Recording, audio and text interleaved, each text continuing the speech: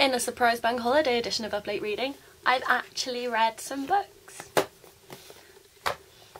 I didn't make a video last week because I had a throat infection, which I'm still kind of just getting over right now, but seeing as the book I read is called May Day, or one of the books I read, I thought that uploading this on May Day bank holiday would be quite apt. So this is a novella.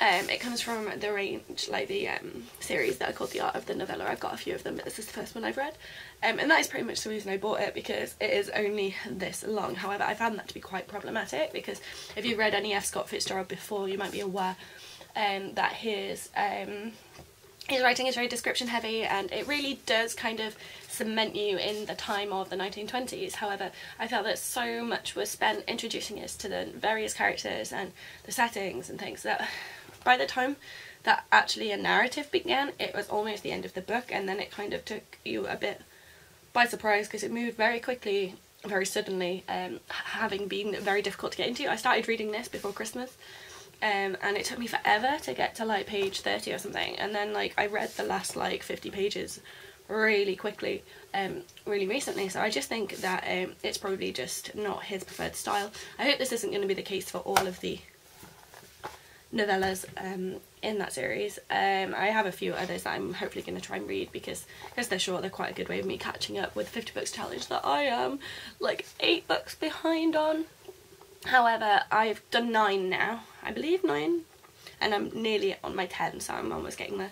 The next book is also a book I read for my dissertation. I'm sorry, but with my limited time for reading, as my last video kind of told you, it was very difficult to get stuff done that isn't uni related, so this is what I've done. I've also reviewed and read, I believe, a different book in this series in my last actual book review video, The International Relations. Very short introduction. This one is The Cold War.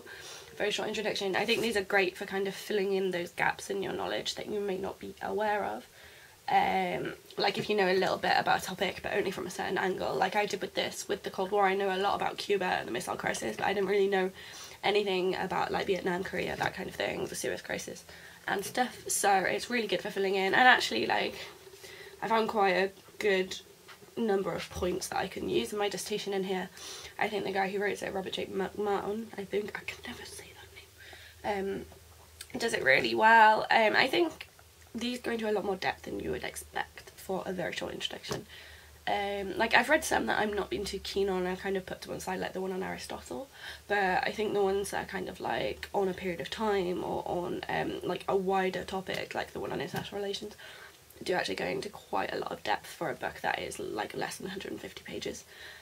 So I would definitely recommend these. I gave this 4 stars, I gave this 3. I think this might be better on a second read once I've like reread Gatsby and stuff, if I'm kind of like in the mood for some F. Scott Fitzgerald, but I think just as a pick up and read, it was quite hard going for those first few pages, which just didn't match the novella. But yeah, especially if you're an F. Scott Fitzgerald fan, definitely give that a read.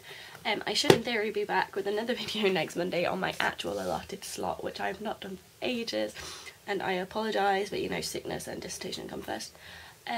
So we should have another video tomorrow, I believe. I'm really bad at following this. Thanks for watching, guys. See you soon.